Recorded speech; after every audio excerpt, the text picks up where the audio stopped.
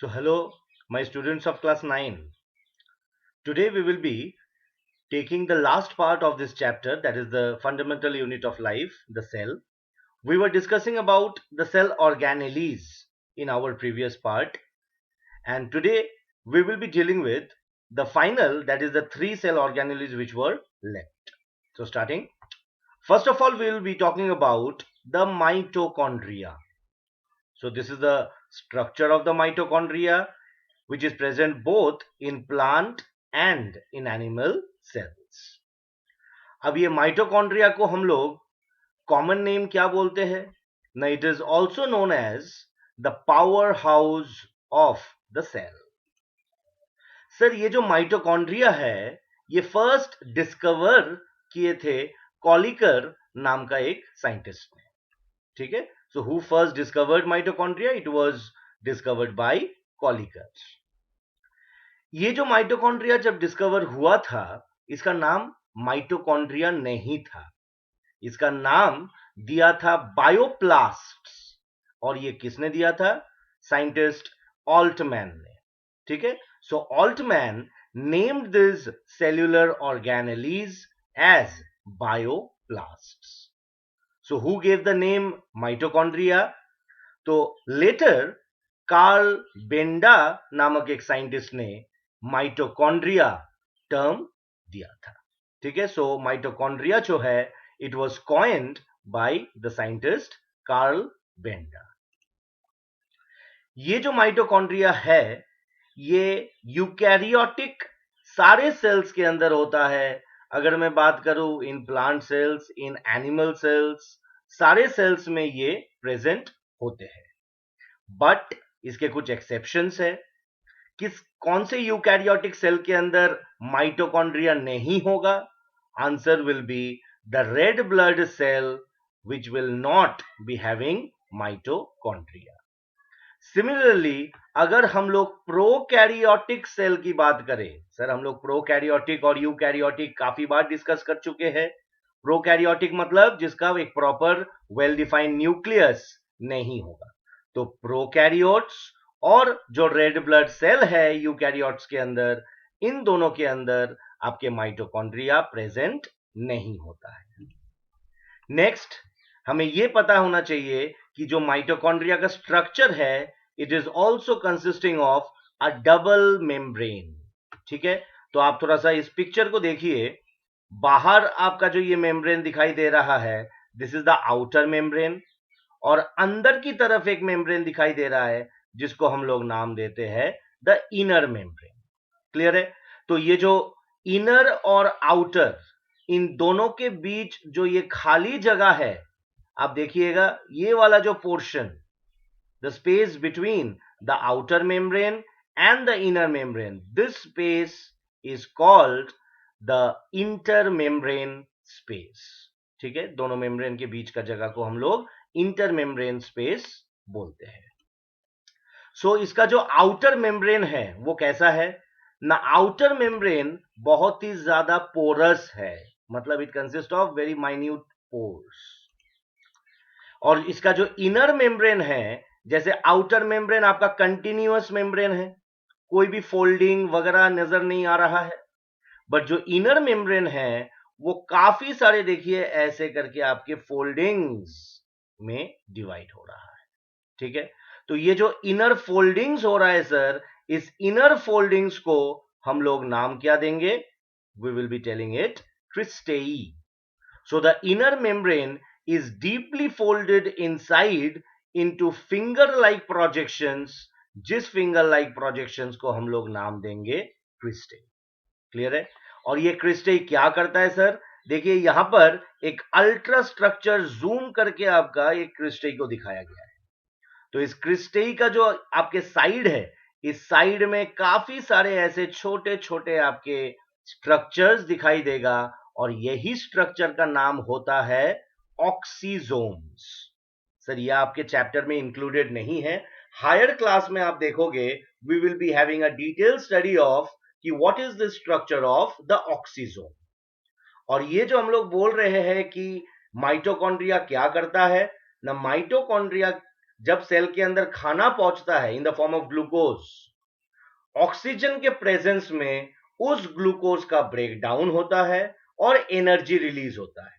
ठीक है, जो एनर्जी रिलीज होगा उसका फॉर्मेशन होगा in the form of ATP. ठीक है, और ये एटीपी बनाने का काम माइटोकॉन्ड्रिया के अंदर कौन करेगा? ये करेंगे ये छोटे छोटे स्ट्रक्चर्स, न्यूमरस स्ट्रक्चर्स, जिसको हम लोग नाम देंगे ऑक्सीजोम्स। तो यहां पर आप देखो, ग्लूकोज मतलब खाना आ रहा है माइटोकॉन्ड्रिया के अंदर, आपका एनर्जी निकलने का प्रोसेस तैयार हो रहा है इसमें, और उसके बाद दो प्रोडक्ट निकल रहा है, एक तो CO2 निकल जा रहा है बाहर, और एक एटीपी जो आपका करेंसी है, एनर्जी करेंसी जिसको हम लोग बोलेंगे, आगे देखेंगे, वो इससे रिलीज हो रहा है आपका। क्लियर है? कोई दिक्कत है? तो दिस क्रिस्टेई, इसका एडवांटेज क्या है ना, ये सरफेस एरिया को बहुत ज्यादा लार्ज बना दे रहा है, जिस लार्ज सरफेस एरिया में अच्छी तरह एटीपी का जनरेशन हो रहा है। कोई दिक्कत है सर? ठीक है, इसका मैं छोटे स्ट्रक्चर्स का क्या नाम बोला? इसका नाम है ऑक्सीजोम्स। और एनिमल सेल के अंदर में अगर बात करूं, तो एनिमल सेल में ये जो माइटोकॉन्ड्रिया है, this is the largest organelle. Clear है सर? ठीक है, तो एनिमल सेल में which is the largest organelle? It is none other than the mitochondria. चलिए अब इसके फंक्शंस देख लेते हैं। पहला फंक्शन हो जाएगा ऑब्वियसली, इट जनरेट्स एनर्जी। और किस लिए एनर्जी चाहिए सर? ताकि एक सेल सारा अपना जो एक्टिविटीज है, जो काम है, वो सारा का सारा सही ढंग से करने के लिए ये माइटोकॉन्ड्रिया काफी अमाउंट में एनर्जी बनाता है। ठीक है, ये आपका मैंने जो बोला कि ग्लूकोज आ रहा है और glucose in the presence of oxygen आपका उस ग्लूकोज को तोड़ रहा है और तोड़ के उसके अंदर आपका एनर्जी रिलीज कर रहा है।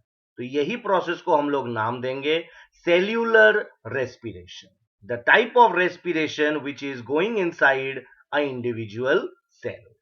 ठीक है, तो सेल्यूलर रेस्पिरेशन कहां पर होगा? माइटोकॉन्ड्रिया। देखो बहुत सारे छोटे छोटे आपके पॉइंट्स इसमें मिल रहा है। विच is the site of cellular respiration? It is mitochondria. तो सेल्यूलर रेस्पिरेशन होके क्या रिलीज हो रहा है सर? एनर्जी रिलीज हो रहा है। वो जो एनर्जी रिलीज हो रहा है वो किस फॉर्म में रिलीज हो रहा है ना? It is releasing in the form of ATP. ATP का फुल फॉर्म हो जाएगा एडेनोसिन ट्राइफॉस्फेट। क्लियर है? ठीक, और इसी एटीपी को ही हम लोग नाम देते हैं the energy currency of the cell. So which is the energy currency of the cell? It is ATP. Where this ATP is formed? It is formed inside the mitochondria. Next, जब भी आपके cell को energy की आवश्यकता होगा, ये जो ATP molecules बन रहा है, ये एटीपी मॉलिक्यूल्स ब्रेक डाउन होगा, और ब्रेक डाउन होके इसी से ही रिलीज होगा एनर्जी, जो एनर्जी को काम में लेते हुए सेल अपने सारे के सारे काम करेंगे। कोई दिक्कत है सर समझने में? ठीक है, तो ये जो एटीपी है, तो इसीलिए हम लोग इसको एनर्जी करेंसी बोल रहे हैं, क्योंकि ये माइटोकॉन्ड्रिया के अंदर स्टोर होकर रखा हुआ है। जैसे जैसे सेल को इस एनर्जी के दरकार पड़ेगा, यही एटीपी ब्रेक डाउन होगा, और ब्रेक डाउन होके यही आपका एनर्जी फॉर्मेशन करेगा। कोई दिक्कत? अच्छा, बहुत ही इंपॉर्टेंट पॉइंट है नेक्स्ट पॉइंट, कि माइटोकॉन्ड्रिया एक ऐसा स्ट्रक्चर है सेल के अंदर जिसके खुद डीएनए होता है और जिसके खुद राइबोसोम भी होगा। तो राइबोसोम का काम क्या है सर? प्रोटीन बनाना। तो माइटोकॉन्ड्रिया, क्योंकि माइटोकॉन्ड्रिया के अंदर उसके खुद डीएनए होता है और राइबोसोम होता है, इसीलिए वो बहुत अच्छी तरह अपना प्रोटीन खुद बना पाएगा। कोई दिक्कत सर? और ये प्रोटीन का क्या काम है ना सर? जितने भी एंजाइम्स माइटोकॉन्ड्रिया के अंदर सीक्रिएट होगा, वही एंजाइम्स कौन सा नेचर में होगा? प्रोटीन के नेचर में होगा। तो वो एंजाइम्स माइटोकॉन्ड्रिया खुद अपने आप सीक्रिएट कर सकता है। क्लियर है? और लास्ट पॉइंट सर, एनर्जी तो निकलता ही है इससे, इसका तो इसका मेन फंक्शन है। उसके अलावा भी कई सारे आपके केमिकल्स का सिंथेसिस भी होता है माइटोकॉन्ड्रिया के अंदर, जैसे कि फैटी एसिड्स, जैसे कि स्टेरॉइड्स, जैसे कि अमाइन, ठीक है ना। तो जो मैं डिस्कस कर रहा था एक बार और बोल दूं कि एनर्जी निकलने के साथ साथ ये काफी सारे केमिकल्स का भी सिंथेसिस करते हैं, जैसे कि कुछ फैटी एसिड्स हो गया, कुछ स्टेरॉइड्स हो गए हमारे बॉडी को जो दरकार पड़ेगा, एमाइनो एसिड्स, ये सब का सिंथेसिस भी होता है माइटोकॉन्ड्रिया के अंदर। बट अगर आपको पूछा जाए माइटोकॉन्ड्रिया का मेन फंक्शन क्या है, तो उसका मेन फंक्शन हो जाएगा it acts as the site of cellular respiration for releasing energy in the form of ATP और एडेनोसिन ट्राइफॉस्फेट। कोई दिक्कत है सर? क्लियर है? तो माइटोकॉन्ड्रिया में समझ में आया, ठीक। अब हम लोग चलते हैं अपना नेक्स्ट सेल ऑर्गेनेली के ऊपर, जिसको हम लोग पढ़ेंगे in the form of plastids. Sir ये जो प्लास्टिड्स है ये जनरली हमें फाउंड कहां पर होता है?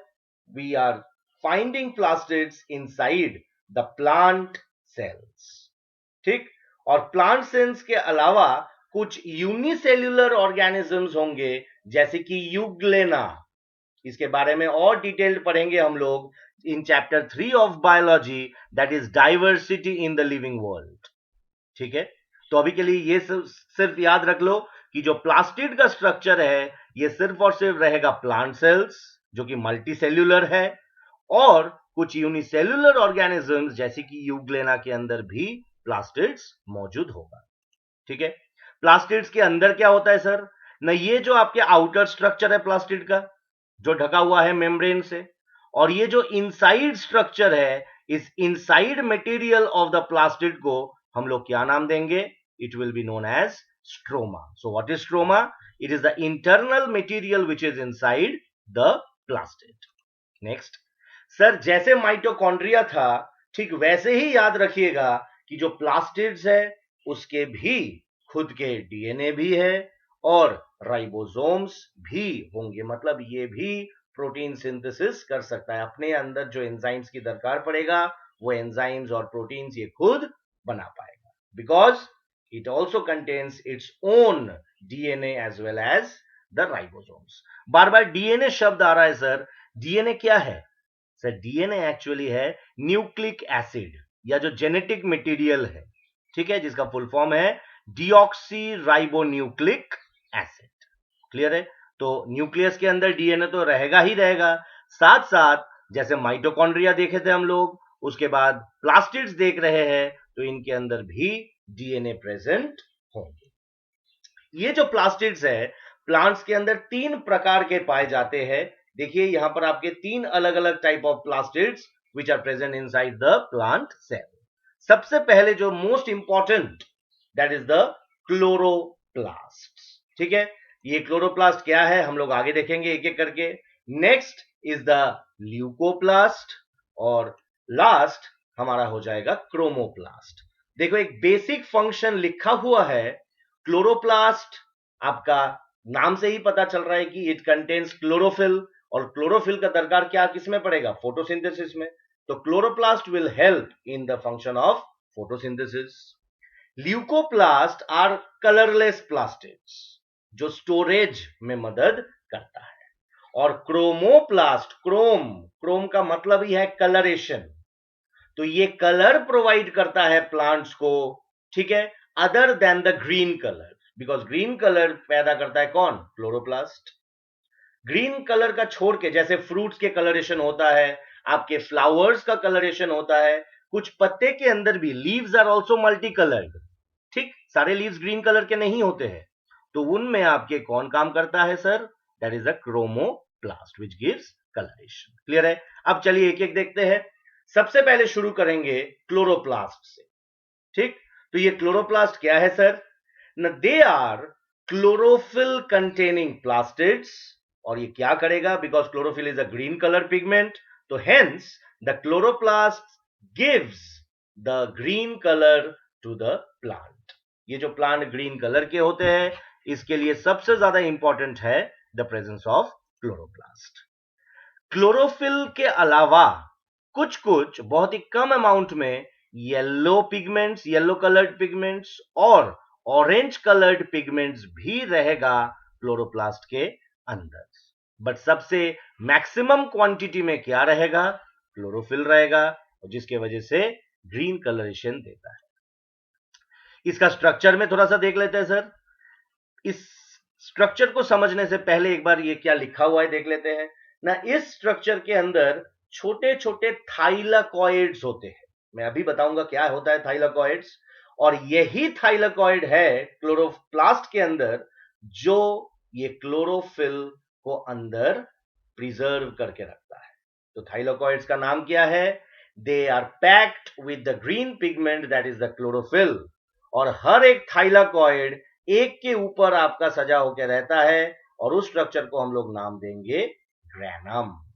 क्लियर है? चलिए अब इस पिक्चर से देख लेते हैं। Sir this is the outer and this is the inner membrane of the chloroplast. मतलब हमें यह समझ में आया कि जो क्लोरोप्लास्ट है ये भी as mitochondria this is also a double membrane structure. एक आउटर मेम्ब्रेन है और एक इनर मेम्ब्रेन है। ठीक है, अंदर का जो मटेरियल होगा उस मटेरियल को हम लोग क्या नाम देंगे? स्ट्रोमा नाम देंगे सर। ठीक, जैसे सेल के अंदर साइटोप्लाज्म होता है, ठीक वैसे ही जो मैट्रिक्स खाली जगह में आपका प्रेजेंट होगा प्लास्टिड्स के अंदर, उसको हम लोग नाम देंगे स्ट्रोमा। ठीक, अब देखिए ये जो एक एक सर्कुलर टाइप आपके कॉइन जैसा स्ट्रक्चर नजर आ रहा है, हर एक स्ट्रक्चर को हम लोग क्या नाम देंगे? They will be known as thylakoids. ठीक, और ये थाइलाकॉइड स्ट्रक्चर ही होगा जो अपने अंदर पूरे भरपूर मात्रा में क्लोरोफिल को ये प्रिजर्व करके रहेगा। ठीक है, ये जो खाली जगह होता है थाइलाकॉइड के अंदर, इस एम्प्टी स्पेस को हम लोग नाम देंगे ल्यूमेन। ठीक, थाइलाकॉइड्स अकेले नहीं रहेंगे, वो एक झुंड में रहेगा, एक के ऊपर एक। जैसे अगर मैं बोलूं एक एक 5 रुपए के सिक्का, और ये सारे 5 रुपए के सिक्कों को अगर मैं एक के ऊपर खड़ा कर दूं तो एक ऐसा स्ट्रक्चर बनेगा सर। इस पूरे स्ट्रक्चर को मैं नाम देता हूं, अगर सिंगल स्ट्रक्चर की बात करूं तो उसका नाम हो जाएगा ग्रैनम। जैसे देखो ये एक ग्रैनम है, इंडिविजुअल थाइलाकॉइड्स, और एक साथ अगर मैं बोलूं सारे थाइलाकॉइड्स इकट्ठा होके एक ग्रैनम बनाते हैं। तो ऐसे ही एक क्लोरोप्लास्ट के अंदर कई सारे ग्रैना प्रेजेंट होते हैं। तो ग्रैनम इज द सिंगुलर, और अगर मैं बोलूं ग्रैना GRANA तो वो हो जाएगा आपका प्लूरल। काफी सारे ऐसे ग्रैना प्रेजेंट होते हैं। ये जो ग्रैना स्ट्रक्चर्स है ये आपस में एक दूसरे के साथ जुड़ा हुआ रहता है, और ये जो जुड़ने के लिए आपका प्रोविजन है इसको हम लोग नाम देते हैं लैमेली, जिसको आप स्ट्रोमा लैमेली भी बोल सकते हो।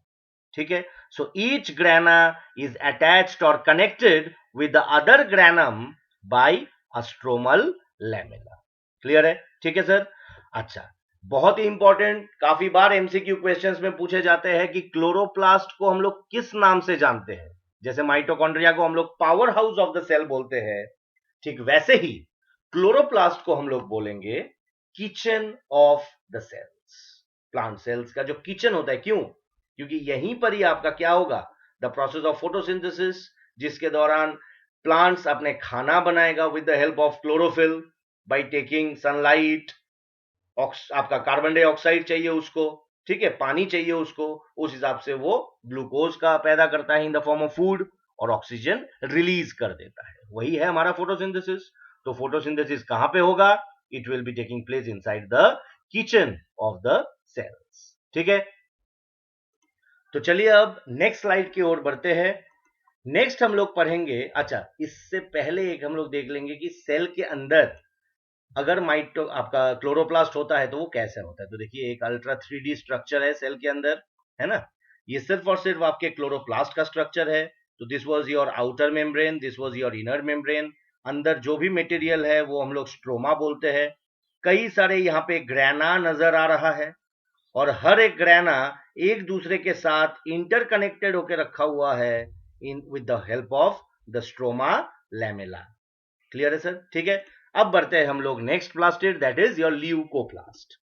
ल्यूकोप्लास्ट को जनरली हम लोग बोलते हैं व्हाइट और कलरलेस प्लास्टिड्स। ये एक ऐसा प्लास्टिड है जो कोई भी आपका पिगमेंट नहीं देता है। तो इसका मतलब जरूर इसका कुछ और काम होगा, कलरेशन में इसका कोई काम नहीं होता है। So they can easily change into other type of plastids. कैसे अदर टाइप, वही भी देखेंगे हम लोग। इसका जो मेन फंक्शन है, जैसे मैंने बोला था कि पिगमेंट तो नहीं कर पा रहा है, इसका जो मेन काम है वो हेल्प करता है in the storage of the materials. ठीक है, तो ल्यूकोप्लास्ट का मेन काम क्या होगा? It acts as a store house of the materials. Clear? तो इसके ऊपर हम लोग अलग अलग ल्यूकोप्लास्ट पढ़ेंगे। सबसे पहले पढ़ेंगे हम लोग एमाइलोप्लास्ट। ठीक, तो एमाइलोप्लास्ट जो है इसको हम लोग स्टार्च कंटेनिंग प्लास्टिड्स बोलेंगे, या जो लिकोप्लास्ट स्टार्च को आपका प्रिजर्व करके रख सकता है, स्टोर करके रख सकता है, उसको हम लोग नाम देंगे एमाइलोप्लास्ट। तो देखो ये आपका एक स्ट्रक्चर है जो एक पोटैटो सेल हम लोग बोल सकते हैं। उसके बाद हम लोग पढ़ेंगे, तो ये पोटैटो सेल्स के अंदर this is your the amyloplast which contains starch. Next है इलायोप्लास्ट। इलायो शब्द का मतलब होता है ऑयल, जैसे एमाइलो शब्द आता है एमाइलेज से, ठीक है, जिसका मतलब होता है स्टार्च। तो इलायो का मतलब होता है ऑयल, तो इलायोप्लास्ट होगा द प्लास्टिड्स और generally the leucoplast which contains या विच स्टोर्स ऑयल, उसको हम लोग इलायोप्लास्ट बोलेंगे। और finally there will be the aleuroplast, जो आपका क्या स्टोर करके रखेगा? प्रोटीन स्टोर करके रखेगा। तो एमाइलोप्लास्ट, इलायोप्लास्ट और एल्यूरोप्लास्ट। आते हैं क्रोमोप्लास्ट के अंदर। क्रोमोप्लास्ट का जो स्ट्रक्चर है वो देखिए बिल्कुल अलग, आपका एक कलर्ड बॉडी के जैसा फॉर्मेशन हो रहा है। ठीक है, तो इसीलिए इसको हम लोग बोलते हैं कलर्ड प्लास्टिड्स। बट कौन सा टाइप ऑफ कलरेशन देता है सर? रेडिश, येलोइश, ऑरेंजिश, ये सारे कलरेशन देगा सिवाय ग्रीन कलर का। क्लियर है सर? ये आपके सामने एक क्रॉस सेक्शन ऑफ जो रेड कैप्सिकम होता है, कैप्सिकम को हम लोग बेल पेपर भी बोलते हैं, ठीक है ना? तो शिमला मिर्च, जो लाल शिमला मिर्च है, उसी का ही एक सेल को मैं यहां पर बहुत बड़ा करके यहां पे दिखा रहा हूं। ठीक है, तो आप देखिए जितने भी ऐसे छोटे छोटे आपके रेड या ऑरेंजिश कलर के स्ट्रक्चर्स नजर आ रहा है, ये पूरे के पूरे जो रेड कलरेशन होता है, that is due to the presence of chromoplast. इसका फंक्शन क्या है? ऑब्वियसली ये कलरेशन देगा। कलरेशन किसको देगा? To the flowers and to the fruits. Sir यहां पर एक चीज बोलना चाहता हूं, सर जो भी कोई फूल से फल बनता है और वो फल जब फॉर्मेशन होता है, take the example of the lemon, नींबू, जब फॉर्मेशन हुआ तब होता है ग्रीन कलर, मतलब उसके अंदर भरपूर मात्रा में रहता है क्लोरोप्लास्ट। अब जैसे जैसे वो आपका जो नींबू है वो पकना चालू करेगा, उसके जो ग्रीन कलरेशन है वो धीरे धीरे येलोइश कलरेशन में हो जाएगा। सिमिलरली आप कोई भी फ्रूट ले लो, जैसे मैंगो ले लो, आप बनाना ले लो, सब जब फ्रूट फॉर्मेशन कच्चे समय में वो होता है ग्रीन कलरेशन में, बिकॉज उसके अंदर भरपूर मात्रा में रहता है क्लोरोप्लास्ट। जैसे जैसे वो राइपनिंग होना चालू होता है, पकना चालू होता है, उसके अंदर वही जो क्लोरोप्लास्ट है वो धीरे धीरे ट्रांसफॉर्म हो जाता है क्रोमोप्लास्ट के अंदर, और ये क्रोमोप्लास्ट के वजह से उनके कलरेशन ग्रीन कलर से चेंज होके येलो या रेडिश, ठीक है, ऑरेंजिश, ये कलरेशन हो जाते हैं। ठीक है सर? तो ये जो येलो ऑरेंज कलरेशन हो रहा है, कौन से टाइप ऑफ पिगमेंट्स होते हैं? जैसे ग्रीन कलर होता है क्लोरोफिल के वजह से, ठीक वैसे ही ये येलो, ऑरेंजिश, रेडिश कलरेशन होता है कैरोटेनॉइड पिगमेंट्स के वजह से। तो ये क्रोमोप्लास्ट के अंदर भरपूर मात्रा में रहता है कैरोटेनॉइड पिगमेंट्स। अब याद करो सर, इससे आप कुछ सिमिलैरिटी निकल सकता है इन कैरेट्स। तो ये जो कैरेट का स्ट्रक्चर होगा उसका कलरेशन कैसा होता है? थोड़ा सा ऑरेंजिश, है ना? तो that is due to the presence of this carotenoid pigments which are present inside the chromoplast. ठीक, चलते हैं हमारा नेक्स्ट सेल ऑर्गेनेली के अंदर, दैट इज द वैक्यूल्स। ये वैक्यूल्स जो है ये एक स्टोरेज का काम करेगा। ठीक है, चाहे वो सॉलिड चीजों को स्टोर करे या लिक्विड चीजों को स्टोर करे एक सेल के अंदर। स्ट्रक्चरली अगर मैं बात करूं, एनिमल सेल्स के अंदर बहुत ही छोटे साइज के होते हैं आपके, इन एनिमल सेल्स ये जो वैक्यूल्स होते हैं वो बहुत ही स्मॉल साइज्ड के होते हैं और काफी सारे होते हैं। बट प्लांट्स के अंदर अगर मैं देखूं तो ये बहुत ही लार्ज साइज होगा और नियर अबाउट पूरे सेल के एटलीस्ट 50 to 90% ऑफ द जगह ये एक्वायर करके रहेगा। ठीक है, सो प्लांट्स के अंदर देखो, ये आपका एक टिपिकल प्लांट सेल है। इस प्लांट सेल के अंदर ये जो स्काई ब्लू कलर का आपको दिखाई दे रहा है, तो मतलब near about 50 to 60% of the cell का वॉल्यूम ये ऑक्यूपाई करके रखा हुआ है। तो vacuoles are very large sized in the plant cells. ठीक है, ये वैक्यूल्स भी एक आउटर मेम्ब्रेन से ढका हुआ रहता है और उस आउटर मेम्ब्रेन का नाम क्या होगा? It will be the tonoplast. Clear है? वैक्यूल्स का काम क्या होगा? सबसे पहला जो इसका काम होगा दैट इज ये सेल सैप को स्टोर करके रखता है। सेल सैप मतलब sap is the liquid excretory product of the cell जो ये वैक्यूल्स अपने अंदर रखता है और इससे प्लांट सेल्स को एक टर्जिडिटी और रिजिडिटी मिलता है। मतलब सर रात को आप देखोगे जो पत्ते होते हैं वो बिल्कुल मुरझा जाते हैं, लेकिन जैसे ही सूरज का रोशनी निकलता है, फोटोसिंथेसिस कर सकता है, नीचे से पानी उसके अंदर आ जाता है, तो ये सेल्स का स्ट्रक्चर बिल्कुल खिले हुए रहते हैं। लीव्स वगैरह जो भी है वो खिल जाते हैं बहुत अच्छी तरह रोशनी को लेने के लिए। तो वो जो change in the shape of the cell, वो कहीं ना कहीं उसके लिए कौन जिम्मेदार है? The vacuoles. ठीक है, तो वैक्यूल्स के अंदर क्या रहेगा? सेल सैप क्या प्रोवाइड करेगा? Turgidity and rigidity to the cell in plants. Next, ये कुछ कुछ और भी आपके चीजें को स्टोर करके रखेगा, जैसे कि याद रखिएगा amino acids, sugars, organic acids, ठीक है, प्रोटीन्स, ये सारा चीज भी वैक्यूल्स अपने अंदर स्टोर करके रखेगा। अच्छा, इस वैक्यूल्स के अलग अलग नाम भी होते हैं। जैसे अगर मैं बात करूं एमीबा के अंदर, एमीबा सारे जानते हो आप, तो इस एमीबा के अंदर जब एक एमीबा खाना ले लेता है बाहर से, तो वो खाना एक वैक्यूल के अंदर चला जाता है जिस वैक्यूल का नाम है द फूड वैक्यूल।